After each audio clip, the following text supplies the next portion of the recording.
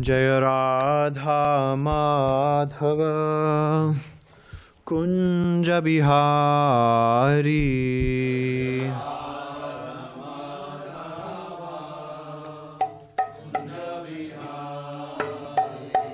जय राधा माधव कुंज बिहारी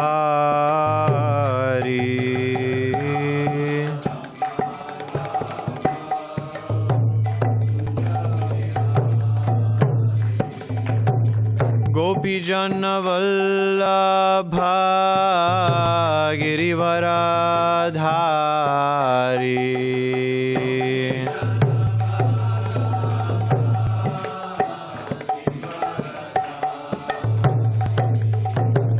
गोपीजन वल्लभ गिरिवरधारी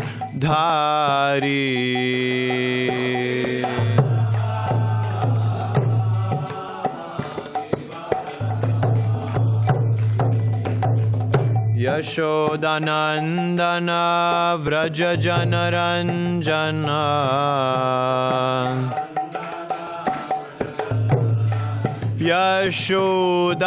यशोदानंदन व्रज जनरंजन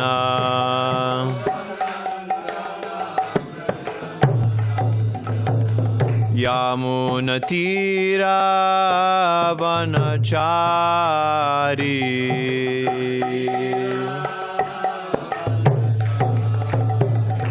यमुनतीरा वनचारी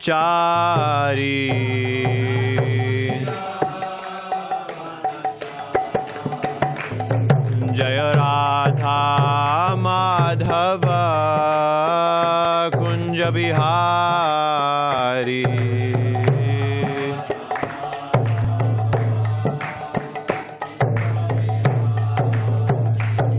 जय राधा माधव कुंज बिहारी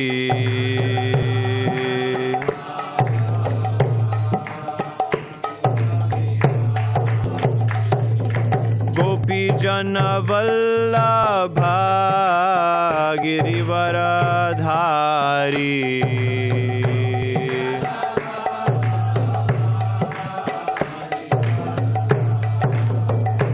गोपीजन वल्लभ गिरिवरधारी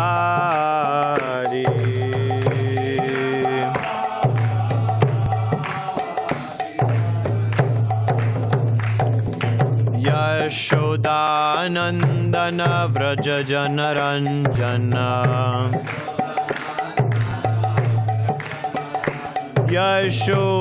यशोदानंदन व्रज जनरंजन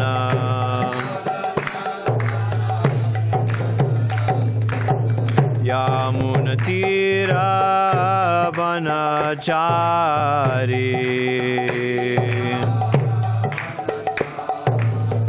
यमुनतीरा वनचारी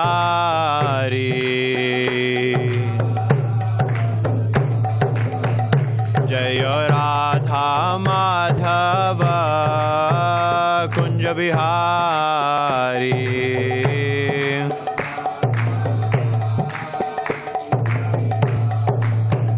जय राधा माधव कुंज बिहारी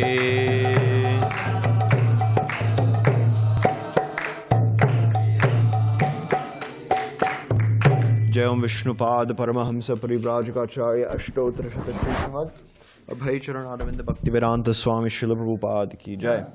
जय ओम विष्णुपाद परमहंस परिव्राजकाचार्य अष्टोत्तर शतश्री श्रीमद भक्ति सिद्धांत सरस्वती ठाकुर गोस्वामी महाराज प्रभुपाद की जय। अनंत कोटि वैष्णव वृंद की जय। नामाचार्य श्रील हरिदास ठाकुर की जय। प्रेम से कहो श्री कृष्ण चैतन्य प्रभु नित्यानंद श्री अद्वैत गदाधर श्रीवासादि गौर भक्त वृंद की जय। श्री श्री राधा कृष्ण गोप गोपिका श्याम कुंड राधा कुंड गिरि गोवर्धन की जय। श्री मथुरा वृंदावन धाम की जय। श्री नवद्वीप मायापुर धाम की जय। श्री जगन्नाथपुरी धाम की जय। गंगा मई की जय। यमुना मई की जय। तुलसी देवी की जय। भक्ति देवी की जय। समवेता भक्त वृंद की जय। All glories to the assembled devotees. Hare Krishna. All glories to the assembled devotees. Hare Krishna. All glories to the assembled devotees. Hare Krishna. All glories to Sri Sri Guru and Sri Gauranga. All glories to Srila Prabhupada. Om Namo Bhagavate Vasudevaya. Om Namo Bhagavate Vasudevaya. Om Namo Bhagavate Vasudevaya. We're reading from Srimad Bhagavatam, Canto 7, Chapter 4, Text number 27. Yada Deveshu Vedeshu Goshu Vipreshu Sadhushu Dharme Mayi Cha Vidveshaha Sa Va Ashu Vinashyati Yada Deveshu Vedeshu Goshu Vipreshu Sadhushu Dharme Mayi Cha Vidvesha Sava Ashu Vinashyati Yada Deveshu Vedeshu Goshu Vipreshu Sadhushu Dharme Mayi Cha Vidvesha Sava Ashu Vinashyati Yada Deveshu Vedeshu Goshu Vipreshu Sadhushu Dharme Mayi Cha Vidvesha Sava Ashu Vinashyati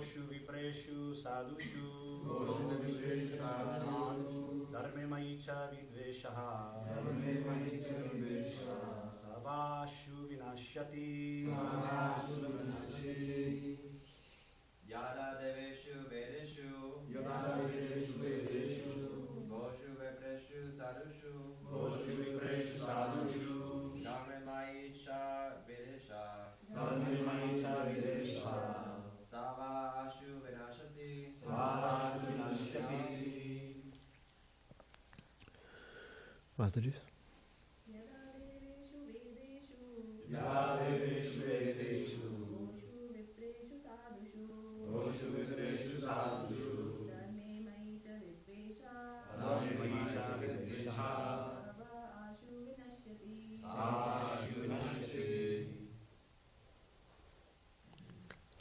Anybody on Zoom? Okay.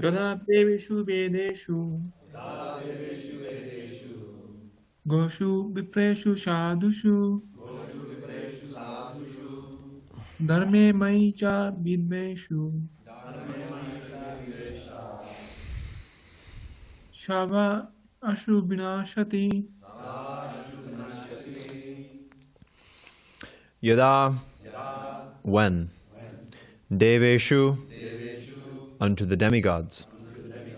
Vedeshu, unto the Vedic scriptures. Goshu, unto the cows. Vipreshu, unto the brahmanas. Sadhushu, unto the saintly persons. Dharme, unto religious principles. Excuse me. Mayi, unto me, the Supreme Personality of Godhead. Cha, and. Vidveshaha, envious. Saha, such a person. Vai, indeed. Ashu, very soon. Vinashyati, is vanquished. Translation: when one is envious of the demigods, who represent the Supreme Personality of Godhead, of the Vedas, which give all knowledge, of the cows, Brahmanas, Vaishnavas, and religious principles, and ultimately of me, the Supreme Personality of Godhead, he and his civilization will be vanquished without delay. I'll read the next verse. Nirvairaya, I'll just chant myself. Nirvairaya prashantaya svasutaya mahatmane Prahlādaya yadat druhyed tanishye pivarorjitam. When Hiraṇyakaśipu teases the great devotee Prahlāda, interesting, he does a little more than just tease him. Torment, yeah. His own son, who is peaceful and sober and who has no enemy, I shall kill Hiraṇyakaśipu immediately, despite the benedictions of Brahma. Purport: of all sinful activities, an offense to a pure devotee or Vaishnava is the most severe. An offense at the lotus feet of a Vaishnava is so disastrous that Sri Chaitanya Mahaprabhu has compared it to a mad elephant that enters a garden and causes great havoc by uprooting many plants and trees. If one is an offender at the lotus feet of a Brahmana or Vaishnava, his offenses uproot all his auspicious activities. One should therefore very carefully guard against committing Vaishnava Aparadha, or offenses at the lotus feet of a Vaishnava. Here the Lord clearly says that although Hiraṇyakaśipu had received benedictions from Lord Brahma, these benedictions would be null and void as soon as he committed an offense at the lotus feet of Prahlāda Mahārāja, his own son. A Vaishnava like Prahlāda Mahārāja is described herein as nirvaira, having no enemies. Elsewhere in Srimad Bhagavatam, it is said, Ajata Shatrava Shanta Sadhava Sadhubhushanaha. A devotee has no enemies. He is peaceful, he abides by the scriptures, and all his characteristics are sublime. A devotee does not create enmity with anyone, but if someone becomes his enemy, that person will be vanquished by the Supreme Personality of Godhead, despite whatever benedictions he may have received from other sources. Hiraṇyakaśipu was certainly enjoying the fruitful results of his austerities, but here the Lord says that as soon as he committed an offense at the lotus feet of Prahlāda Mahārāja, he would be ruined. One's longevity, opulence, beauty, education, and whatever else one may possess as a result of pious activities cannot protect one if one commits an offense at the lotus feet of a Vaishnava. Despite whatever one possesses, if one offends the lotus feet of a Vaishnava, he will be vanquished. Om Ajnanatimidandasya Jnananjana Shalakaya Chakshurunmilitam Yena Tasmai Shri Gurave Namaha Shri Chaitanya Manobhishtam Sthapitam Yena Bhutale Swayam Rupagadamahyam Dadati Svapadantikam Vandeham Shri Guru Shri Yutapatakamalam Shri Gurun Vaishnavamscha Shri Rupam Sagrajatam Sahagana Raghunatanvitam Tam Sajivam Sadvaitam Savadhutam Parijana Sahitam Krishna Chaitanya Devam Shri Radha Krishna Padan Sahagana Lalita Shri Vishakhanvitamscha Vancha Kalpatarubhyascha Kripasindhubhyevacha Patitanam Pavanebhyo Vaishnavebhyo Namo Namaha Jai Shri Krishna Chaitanya Prabhu Nityananda Shri Advaita Gadadhara Shri Vasadi Gaura Bhakta Vrinda Hare Krishna, Krishna Krishna, Hare Hare, Hare Rama, Rama Rama, Hare Hare. So we're continuing now our, the description in the Bhagavatam of Hiraṇyakaśipu's, as Srila Prabhupada puts it, terrorizing the universe. So up to this point it seemed, at least from one perspective, that Hiraṇyakaśipu in some ways kind of had it all figured out. it would be difficult to think of a better plan or a better situation for material enjoyment that one could be in. Or you could say a more secure situation than Hiraṇyakāśipu's. Most people nowadays don't have such a secure situation as Hiraṇyakāśipu.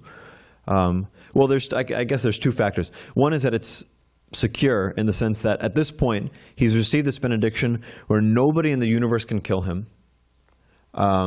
Whether demigod, demon, human, whatever it is, animal, nobody can kill him. And on top of that, all of the devatas who are, controlling the different aspects of material nature are bowing down at his lotus feet, ready to serve him. Even Narada Muni is ready to serve him. Lord Brahma, even. Of course, it says, in one place it says that Lord Brahma, everybody was subjugated by Hiraṇyakāśipu except Lord Brahma, Lord Vishnu, and Lord Shiva.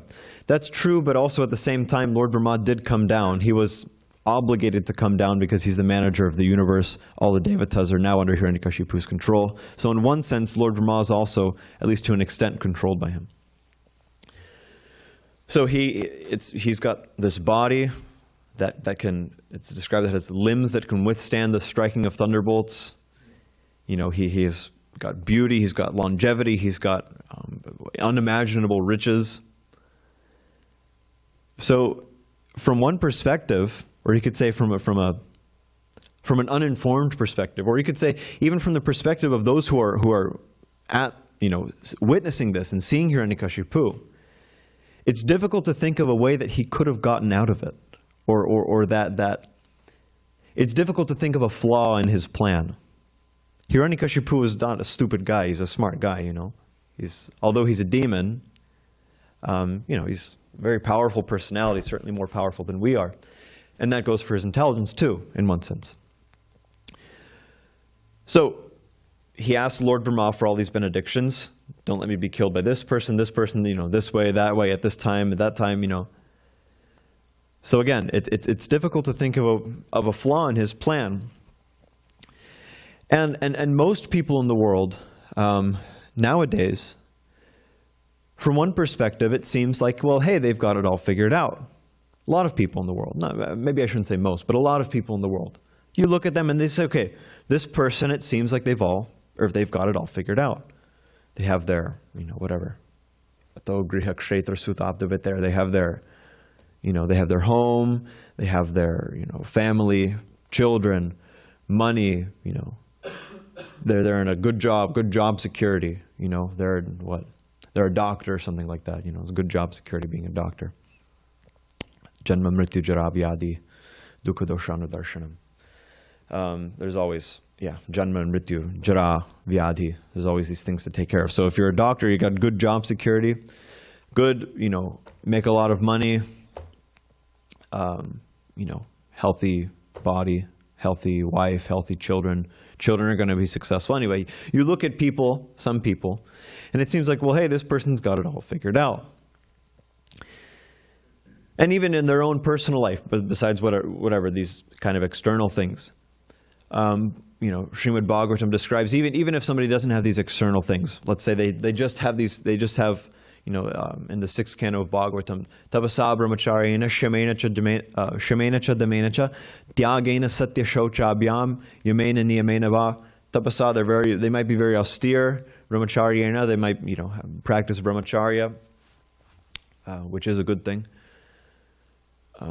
Contrary to what modern society would have you believe, it's actually a good thing to practice brahmacharya.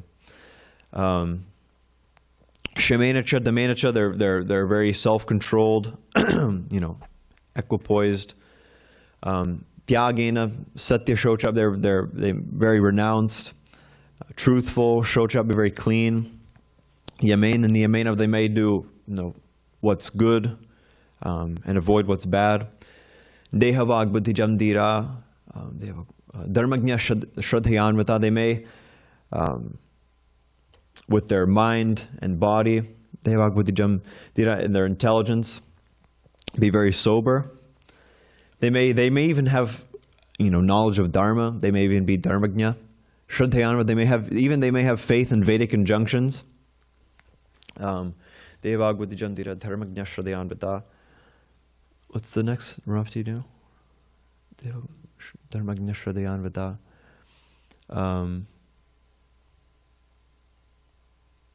Actually, no, the next line isn't any more qualities. But anyway, it describes all these qualities.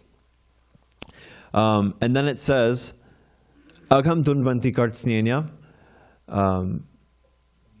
No, sorry, that's the next verse after that. What's the next line after Dharmagnya Shraddhayanvita? Devag Buddhijamdira Dharmagnya Shraddhayanvita. I'm forgetting now. Anyway, but basically what it says is that they may have all of these things, all of these good qualities. You know, the vast majority of people in the world nowadays don't have these qualities, even a few of these qualities. But all these very good qualities. But just like when the analogy that's given in the Bhagavatam, just like when a bamboo forest burns down, very soon after, okay, the whole thing burns down, there's nothing left. But the seeds are still there. Venu Gulma Nivanala, that's the last line. I forgot the third line. But Venu Gulma, Venu means bamboo, because you make flutes out of it. You can.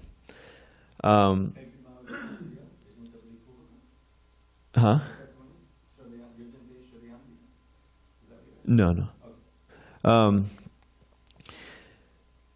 But just like when a bamboo forest burns down, it may burn down to the ground, nothing left. But the seeds, the seeds of those bamboo plants are still in the ground. And so although everything's gone, very soon it'll come right back up.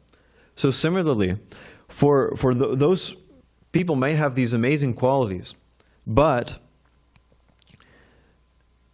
Hari Bhakti Sudodaya describes that actually they're decorations on a dead body without devotional service to Krishna.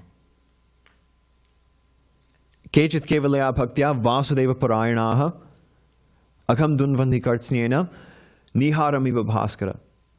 Unless one is Vasudeva Parayana, unless one is a devotee of Vasudeva, of Krishna,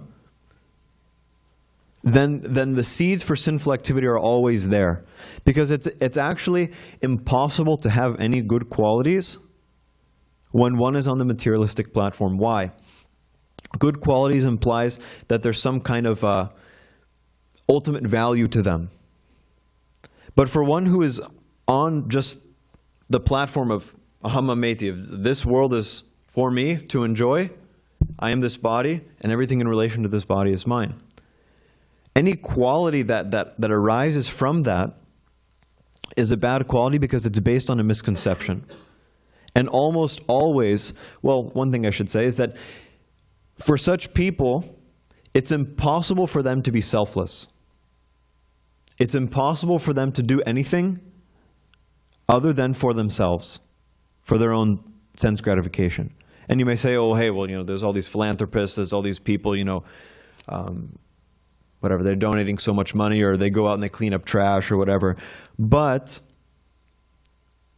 selflessness is not such a cheap thing. It's not just that I'll go out and pick up some trash, or even I may, feel, Srila Prabhupada calls it extended selfishness, that I feel some brotherhood with the world, or I feel some brotherhood with my nation, and I want to care for them, I want to care for humanity. Fine, that's all well and good. But if it's rooted in the conception that this world is meant for me to enjoy, me and mine to enjoy, then it's actually not a good quality. It's a bad quality. Because the root, what it's grounded in, is something false and something actually bad. So, unless one is a devotee of Krishna, one is a practicing Vaisnava, then actually all these good qualities are bad qualities. And Bhaktivinoda Thakur also describes, when he's listing the 26 qualities of a devotee, he says that all these qualities are good, but without the quality of being wholly and solely surrendered to Krishna, then actually all these qualities are like what does he say? He says, he says decorations on an ugly woman. You know, or like we say in America, perfume on a pig. It's not enough. It's not sufficient. The lipstick on a pig, sorry.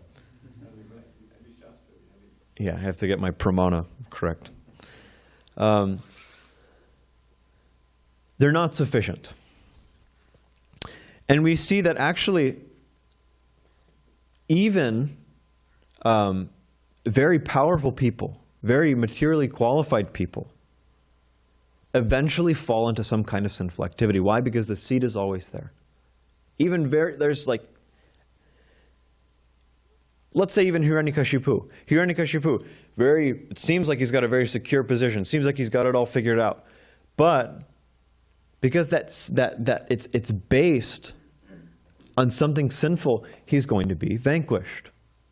And similarly with anybody on the material platform, although they may appear very good, although they may appear very, what would you say, very successful, qualified, because that seed for sinful activity is there, it's inevitable that they'll perform it. It's inevitable that they'll act on it. And by that sinful activity, they'll be vanquished completely. Like Srila Prabhupada quotes, again become a mouse. That whole pastime, which I'm sure you're all familiar with. So, on the other hand,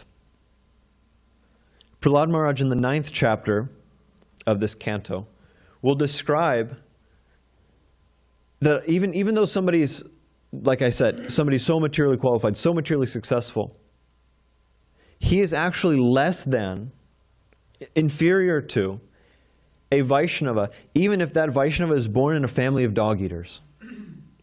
Prahlāda Mahārāja is the example himself. He's born in a family of demons. But very often we call him Bhaktaraj Prahlāda. Bhaktaraj means he's the king of the devotees, the best of the devotees. So a devotee may or may not be so materially qualified. He may not have, he may not even be so renounced externally. He may not have, a big whatever title or a big this or a big that. But he is ultimately successful. A devotee is ultimately successful. Because what is the ultimate success? The ultimate success, Yes, devotion. In the Bhagavatam it says, Idam hi pumsas tapasa shrutasya va svishtasya suktasya cha buddhi datayo avichuto artha kavibir nirupito yad uttama shloka gurnanu varnanam. That the ultimate, those who are kavi, those who are wise, the ultimate, or they have concluded that the ultimate conclusion or the ultimate goal of all austerity, of all spiritual practice, of all intellectual endeavor, philanthropic endeavor. The ultimate conclusion of that is yat uttama shloka gurnanu varnanam, is worship of Krishna. Because by this worship of Krishna, one attains the ultimate success. Jivar shorup Krishna nitya das. Everybody is a servant of Krishna. So by acting in that position, one becomes ultimately successful. And like I said, it's not based like Prahlāda Mahārāja, born in a family of demons. He's just a small boy. He's not, some big guy. He's just a boy. But ultimately, by his devotional, his bhakti shakti, indirectly, he's defeating Hiraṇyakaśipu, who's this big, huge demon, big, huge, living in big palace, all these different qualifications he has. Dhruva Mahārāja also just a boy. But by the power of his again, bhakti shakti, he was so determined that ultimately he achieved the desired success. So, therefore, in this purport, Srila Prabhupada is emphasizing that one should avoid at all costs any kind of envy of, well, in the first verse it says, of the Supreme Personality of Godhead, the Vedas, the cows, the Brahmanas, the Vaishnavas, and religious principles, and ultimately of, Krishna, the Supreme Personality of Godhead. And then the next verse is saying, Vishnu is emphasizing, that especially this Vaishnava Parad, Sadhu Ninda, Vaishnava Ninda, this is going to be Hiraṇyakashipu's downfall. One may become so powerful, even one may become so, a very learned devotee, a very, seemingly advanced devotee. But if anybody neglects, like we're hearing in this verse, if anybody neglects to respect the Vaishnavas or even goes out of their way and offends the Vaishnavas, then everything's finished. All of their devotion, all of their, or even if they have no devotion already, everything for them is finished completely. So who is a Vaishnava? Who is worthy of being respected in this way? There's a number of definitions which are given in Shastra. Hari Bhakti Vilas gives one definition. Hari Bhakti Vilas says that one who is initiated into a Vishnu mantra and who wholly and solely worships Vishnu or Krishna, he is considered to be a Vaishnava. There's a number of more, you could say, general definitions. Chaitanya Mahaprabhu in the I think 15th chapter, I think, is teachings of Sanatana Goswami in the Madhya Lila. He says that Jar mukhe shuni ek bar Krishna naam. He says, and then he says Shai Puja. Shai Puja means this person is worshipable who Jar mukhe shuni ek bar Krishna naam. Who you hear the name of Krishna come out of their mouth just once. This person, in one sense, is to be considered some kind of Vaishnava. Nectar of Instruction also gives a similar definition. Krishneti yasya giritam manasadriyeta. Krishneti yasya giritam. Krishneti, Krishna, iti, thus. Giritam, in their speech. They're speaking about Krishna or chanting his holy names, it's implied. This person, manasadriyeta, should be respected. Ultimately, one is considered to be a Vaishnava based on their faith, based on their shraddha. Shraddhavan jan hoy bhakti adhikari. Uttama madhyama kanishta shraddha anushari. One is ultimately the division between uttama bhakta, madhyama bhakta, kanishta bhakta, are ultimately based on faith. It's a consideration of faith. So even one who has just basic faith in Krishna, a kanishta adhikari, even they are more, well, like Chaitanya Mahaprabhu says, they're worshipable. They're worshipable, and they're better than any kind of karmi or jnani or yogi. All of these different, even they may be, one who has faith in Krishna. Even he might be uncultured, he might be unintelligent, or not learned, all these different things. And a karmi might be extremely, or let's say a jnani. Jnanis are generally known to be learned. A very learned, you have a jnani who's very shastric, very paka, everything, really like paka, Vedic, brahmana, all these different qualifications. The kanishta adhikari, Vaishnava, is millions and millions and millions and millions and trillions of times more glorious than he. Why? Because such a Vaishnava, Krishna says in Bhagavad Gita, Krishna says that he reciprocates. Krishna, he's a person, so he reciprocates. As we approach Krishna, or as the living entities approach Krishna, Krishna approaches the living entities. So, one who has a little bit of faith in Krishna, even a little bit, Krishna puts his faith in that person. That person becomes dear to Krishna. There's a verse in the Chaitanya Bhagavatam where Vrindavan Das Thakur says says, the translation that's given by Bhaktisiddhanta Saraswati Thakur, is that the Lord desires to become the devotee of one who desires to become a devotee of the Lord. So just the desire to become a devotee,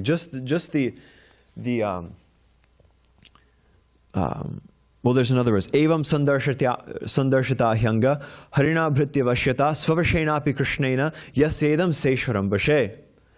In the 10th canto, just before the Damodar Lila, Shukadeva Goswami is explaining the significant aspect of this Lila to Parikshit Maharaj.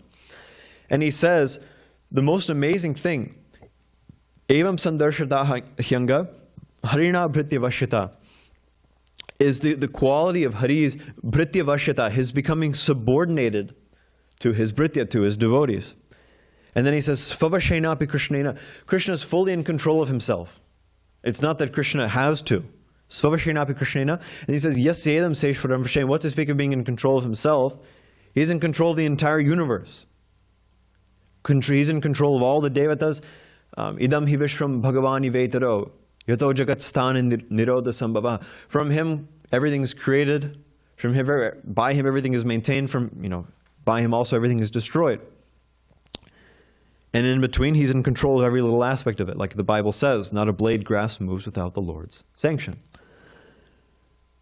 But it's very amazing, Shukadeva Goswami is emphasizing, that Krishna, he becomes conquered. Jnane priyasam udapasya namantameva jivanti sanmukaratam bhavadi vartam stane stita shrutikadam tanuvan manobir ye prayasho jita jito asitais trilokyan.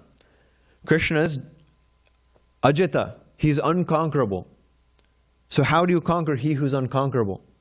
Ye prayasho jita jito asitais trilokyam jnane priyasam udapasya namanta eva.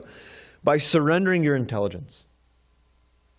Surrendering your intelligence means that instead of using your intelligence to think, how can I enjoy? How can I get this or that? Or how can I do this or that? Simply to think, how can I best serve Krishna?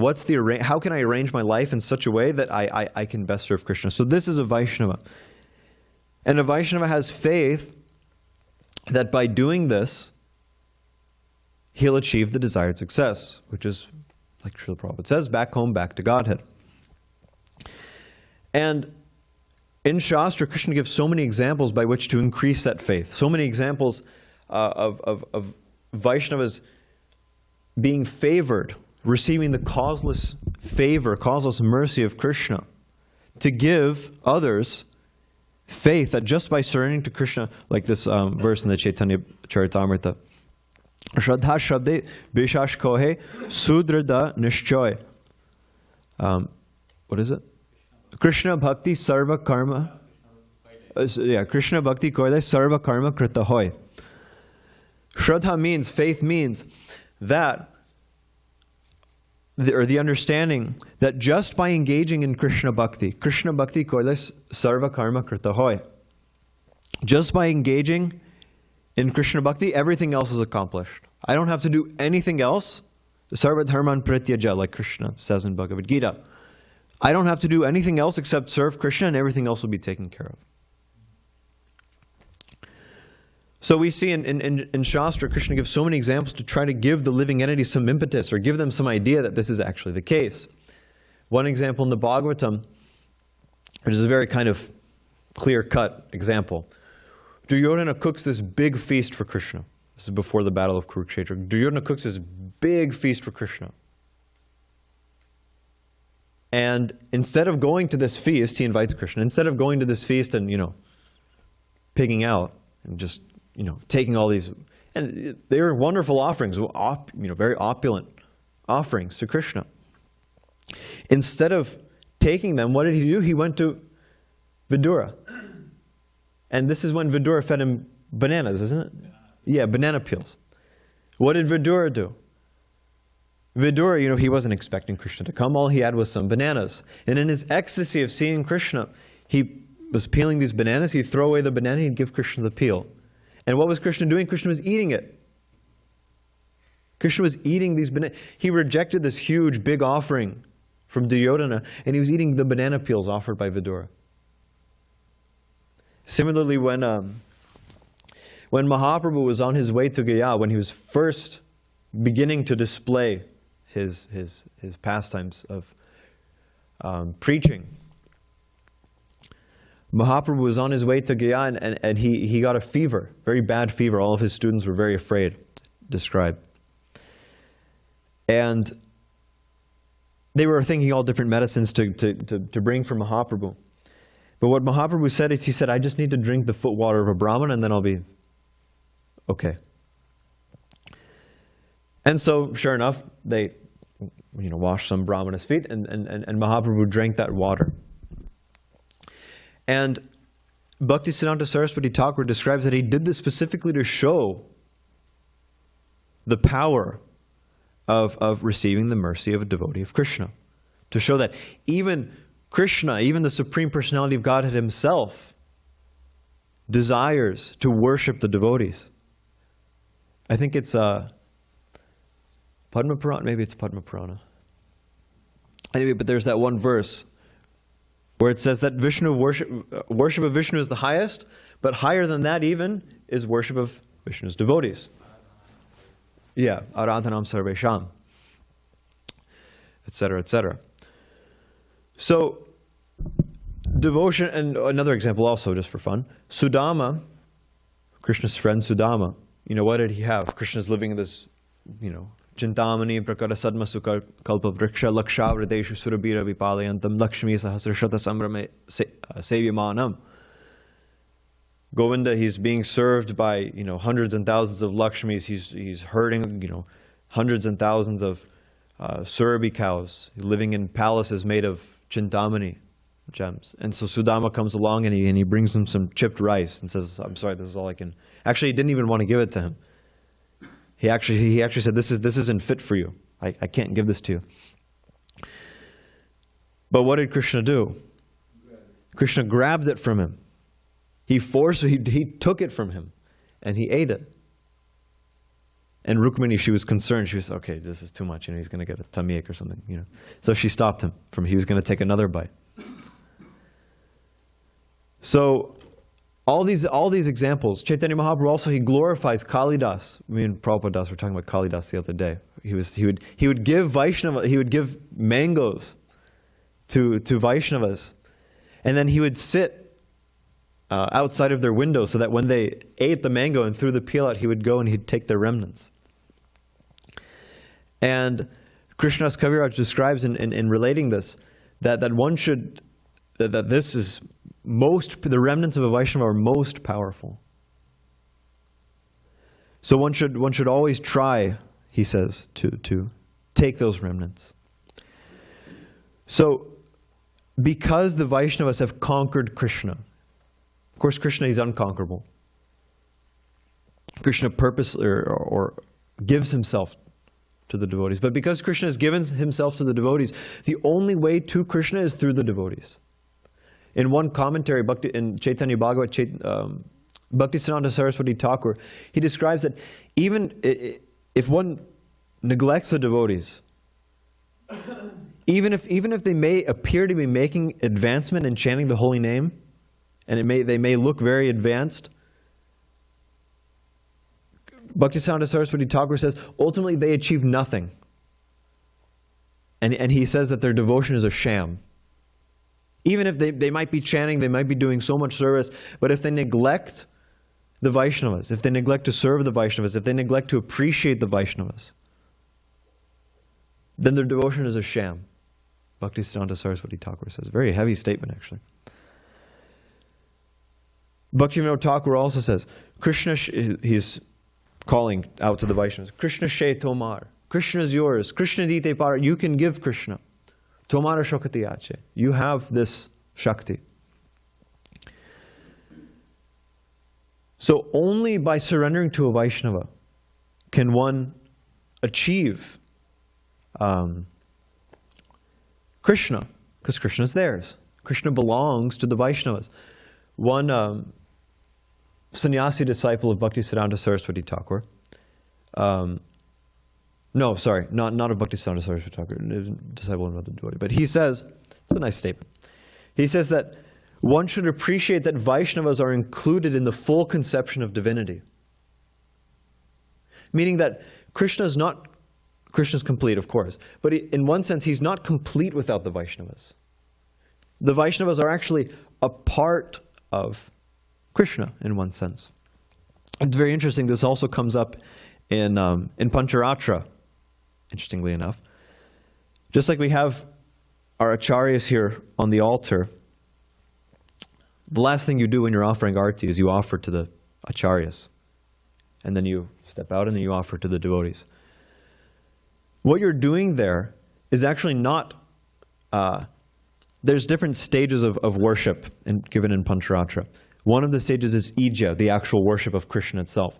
So that worship, offering to those acharyas and offering to the Vaishnavas, because you see, we offer to the Vaishnavas and then it comes out. And then the Vaishnavas take prasadam. So what you're doing is not actually offering the prasadam of the Lord to the Vaishnavas. What you're doing is you're actually worshipping the Vaishnavas as an extension of Krishna. It's a part of ija. It's a part of worship of the Lord. So of course it's a chintya beta beta tattva, but what's being emphasized there is the abeda, the non-difference. So part of worshipping the Lord, just in the practical process of worshipping the Lord given in Shastra, part of it is actually worshipping the devotees as part of the Lord, as angas of the Lord. So if one neglects to do this, if one neglects to appreciate the devotees as angas of the Lord, if one neglects to appreciate, or again, what to speak of going out of their way like Hiraṇyakaśipu to torment the Vaishnavas, even in subtle ways, everything is finished for them, for this person. Gopal Chapala in Chaitanya Charitamrita tried to blaspheme Srivas Thakur, make him appear as if he was a worshipper of Durga, like a tantric. And what happened to him? He got leprosy all over his body. Just horrible condition, Gopal Chakravarti also, he blasphemed a lot of nasty Gopals in Chaitanya Charitamrita. Gopal Chakravarti also. He blasphemed Haridas Thakur. He said, Haridas Thakur spoke about the glories of the holy name, and he says, well, hey, if that's not all, if that's not all true, I'm going to cut your nose off. And so what happened to him? He got, was it leprosy? He also got leprosy. He also got leprosy, and his nose melted off. Yeah, Haridas said, if it's not true, I'll cut my own nose off. This also comes up in Chaitanya Bhagavatam. It's told a little bit differently by Vrindavan Das Thakur. It's just described that Haridas was walking down the street and one Brahmana came up to him, doesn't name him, but one Brahmana came up to him and says, why are you chanting the holy name loudly, And why are you chanting all the time, You're chanting even during Chaturmasya. Vishnu's sleeping and you're calling for his name, you're disturbing him. And so then Haridas Thakur speaks to him and then he says, same thing. He says, if it's not true, I'll cut off your nose, and then eventually his nose falls off. And then Durvasa Muni. Durvasa Muni is a very prime example from the Bhagavatam. Durvasa Muni, he summoned a Kritya to kill Ambarish Maharaj. And so what happened? For a year he was running all over the universe, running away from the Sudarshan Chakra. And then finally he went to Lord Vishnu and he said, please call off your chakra, please, I'm very sorry. And he says, hey, what can I do? I'm not the, you have to talk to Ambarish Maharaj, I'm not dependent, or I'm not independent, he says. He says, I'm dependent on my devotee. I'm surrendered to my devotee. So the Vaishnavas, they're the doorkeepers, the gatekeepers to the kingdom of God. So one should go out of their way, like it says in Upadeshamrita, Krishneti yasya kiritam manasadriyeta dikshasti chet pranatibhishcha bhajantamisham shushushriya bhajana vignamananyamanya nindadi shunya hridamipsita sangalabdhya. For those who are, who are just, they chant the holy name, one should offer them mental respect. For one for Vaishnavas who are engaged in the worship of the Lord, who are initiated into Vishnu mantra, then one should try to serve them and associate with them. And for those who are bhajana vigna, and who are bereft of the propensity to criticize anybody, then one should really especially try to associate with them and serve them and hear from them, especially, to make advancement. So the Vaishnavas, I'll leave off with a quote from Narottam Das Thakur. He says, well, there's a number of. I was thinking of in Ebara Koruna Koro. He says, what is it? Tomara hridaya shada govinda bishram govinda kohena mora Vaishnava Puran. He says that he's praying to the Vaishnavas, a particular Vaishnava, I guess. And he says, Govinda is always seated in your heart. He's always seated in your heart. And then he says, Govinda says that my Vaishnavas, Mora Vaishnava, Puran or Prana, they're my life. So the Vaishnavas are the life of Krishna, the life of Vishnu. So we should endeavor to serve them and surely avoid offending them. So I'll stop there. Is there any comments or questions? Yes.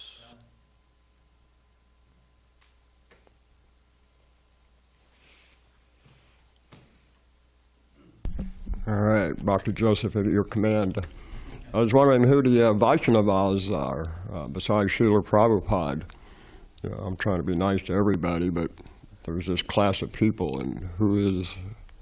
So the Vaishnavas, so like I said, there's different definitions of Vaishnavas, but the main definition of a Vaishnava is that is one who has faith in Krishna as God. So that's everybody here, I hope. Hopefully. Except me.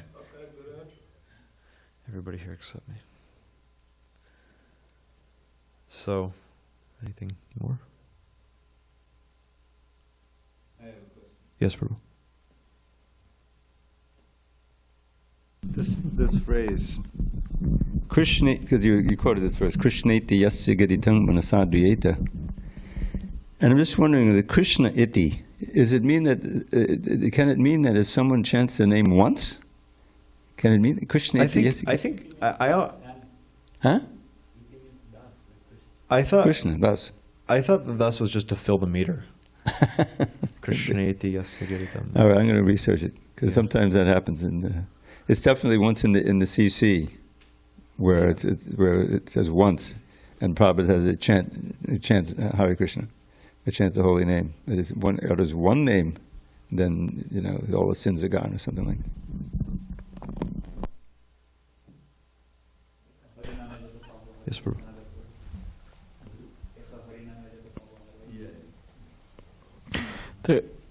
There seems to be, you could say that, the Vaishnav world is expanding. There's probably a bunch of devotees being initiated right now.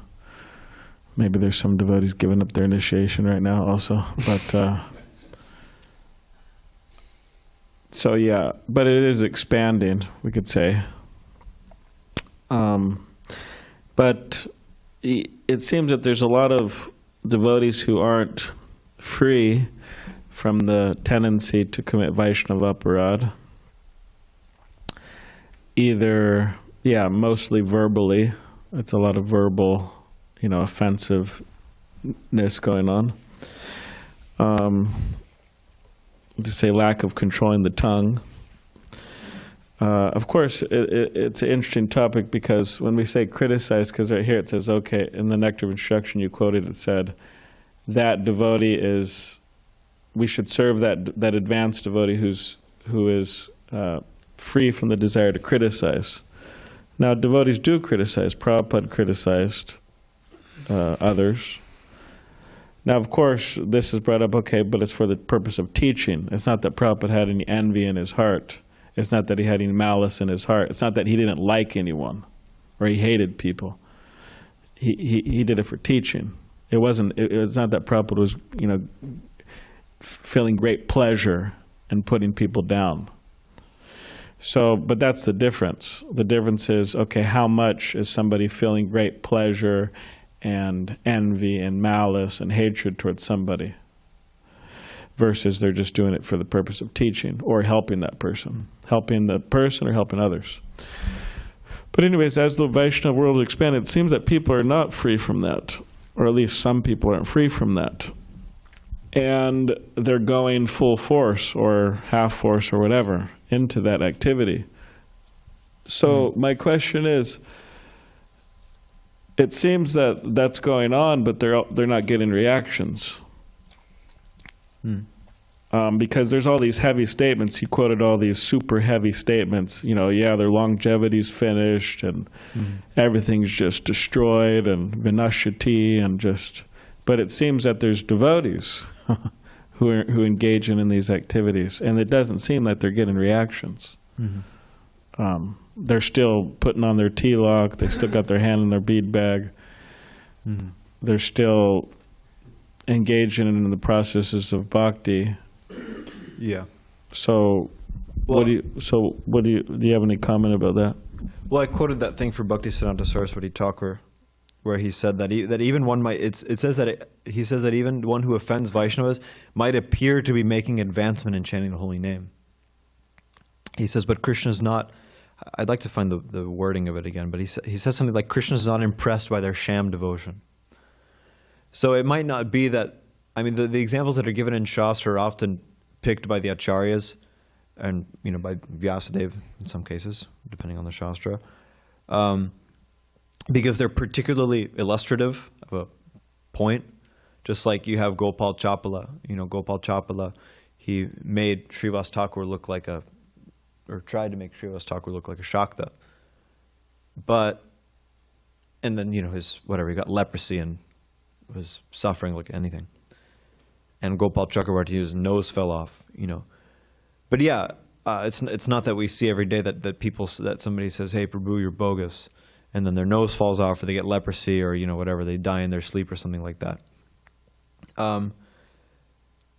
But one thing is that, one thing I would say is that I don't know if I would agree with that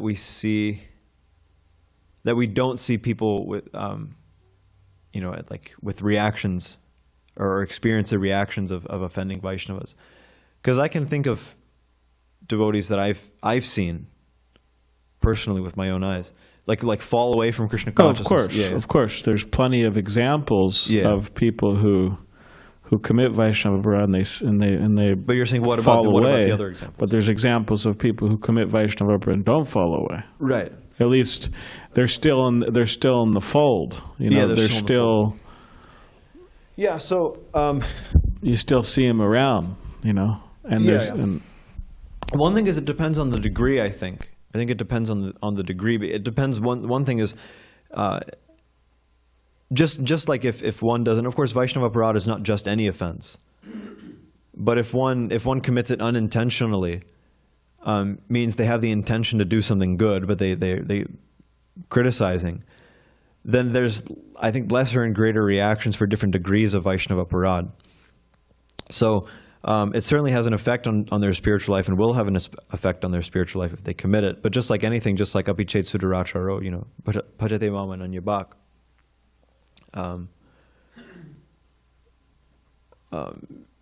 Krishna doesn't, he can forgive certain things.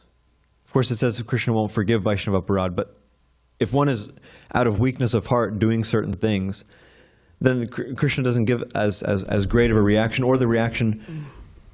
Sorry, what were you going to say? Something? How long does this, how long does this continue? I mean, am I, I'm in the Hare Krishna movement for 500 years, and I'm still, because they have a saying, it's like, okay, ISKCON, it's like a hospital, right? Yeah. Okay, sure. But there's people who just became patients, and there's people who've been around for many, many years. Right. And the people who've been around for many years, you know, they're supposed to be doctors, and doctors means they're free from the sickness. Yeah. You know. So then what I was going to say is that if it's something that's regularly, like Srila Prabhupada mentions in one place, like, okay, occasional fall down Krishna can forgive. But if it's just regularly, if somebody has just like a habit of criticizing devotees like anything, you know, just like over and over and over again, then it might not be in this life, but yeah, the punishment. But there is going to be a reaction. Like Bhaktisiddhanta Saraswati Thakur says, it might even seem like they're making advancement. But ultimately they will get a reaction for it, whether it's in this life or whether it's in a next life or whether it's in between lives or something like that. They will get a reaction because Vaishnava Aparadha is very serious. Yeah, I mean, the punishment that they get is that, I mean, of course, there's so many ways to look at it, and it's a big subject, but the punishment that they get is they're not able, although they could stay in the Vaishnava, you know, society in some cases, but they're not able to Relish. They're not able to really make a lot of advancement in terms of higher and higher stages of bhakti. They're not able to ultimately relish the real ecstasy of Krishna consciousness. They just can't. Just like the example of Ramchandra Puri in the Chaitanya Charitamrita. I mean, he became a critic of everyone, and Chaitanya Mahaprabhu himself. And what does it say about him? It says that because of that, material desires flooded his heart. So one of the proofs that or you could say one of the punishments is that one will not become free from material desires. That's one of the punishments. And you know, their heart, they can't relish it. You know, they can't relish Krishna consciousness. They relish something else. It means criticizing others. It's a punishment. And it's very sad because they're in the Vaishnava fold, but they just, you know, they're not getting it. Locked out. So anyways, it's... Gopal Chapala. Mm-hmm. So we should remember, I mean, that eventually he did get the mercy of the Lord. Yes. And that Lord Chaitanya advised him, you have to go to Srivas Thakur. Mm-hmm. And of course, just like Ambarish forgave Dasa, he forgave Gopal Chapala and he was cured eventually. Isn't Gopal Chapala the incarnation of Durvasa Muni? That I didn't know. I thought maybe he's not. Maybe he's not. But yeah, I was just reading it. The Lord left to take his bath, and that sinful man did not give up his life but continued to suffer. Because he first saw Lord Chaitanya after he's suffering, and he said, can you help me? He said, no. Then, much later, when Lord Chaitanya, after accepting renounced order of life, went to Jagannath Puri and then came back to the village of Kulia, upon his return, that sinful man, Gopal Chapala, took shelter of the Lord's lotus feet, and the Lord, being merciful, gave him instructions. Basically, you have to go to Srivas Thakur, which he did, and he got relieved, and he was cured. So there's a happy ending to that. Try. But Gopal Chakrabarti, no.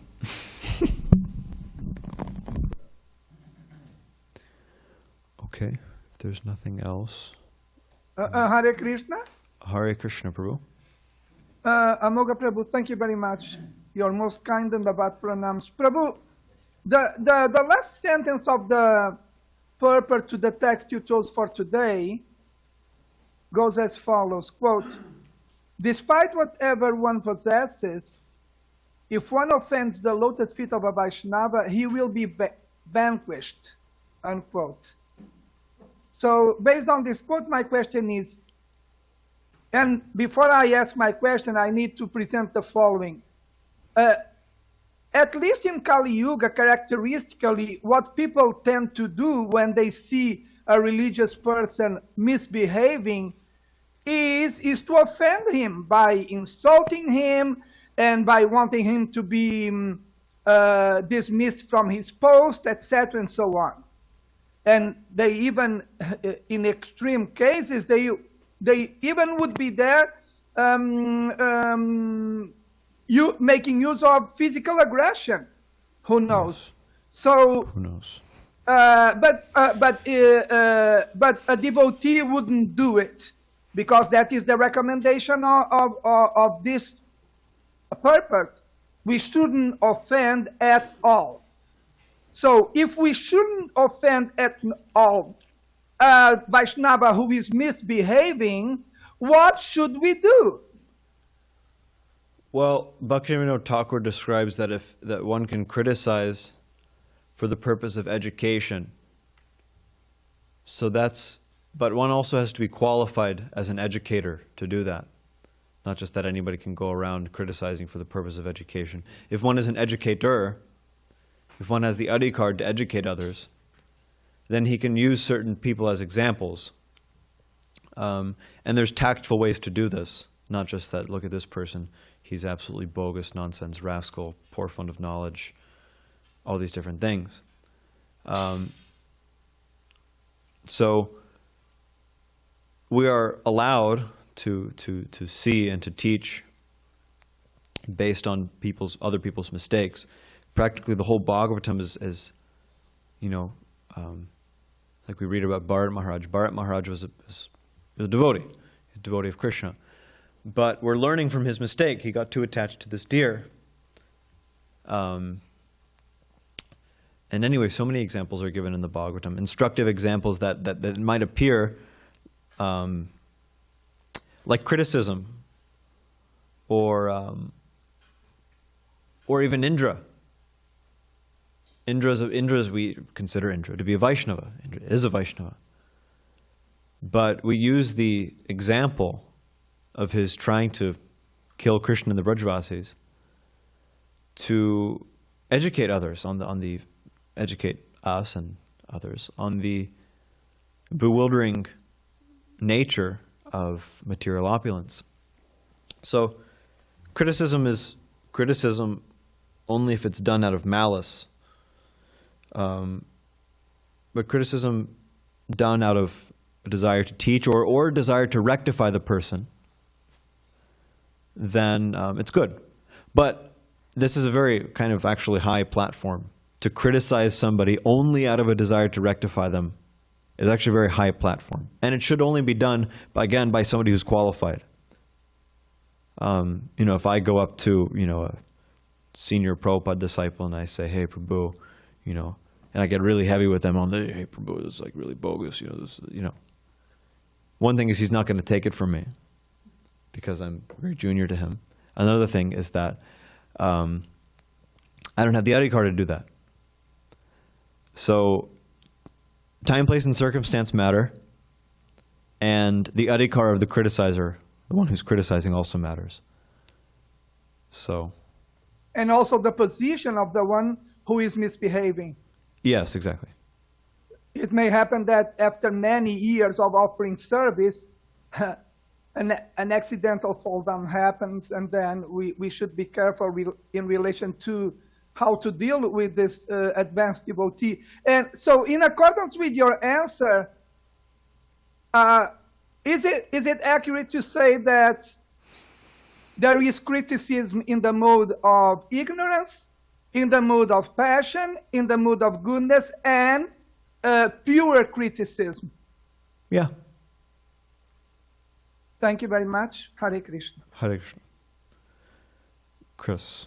Also, adding to position, like say somebody is young and they have that position, because they're in that position, they should be given that respect. There's other people who are more senior in other ways. Yeah. Okay. Sorry for going on so late. Srimad Bhagavatam ki jai.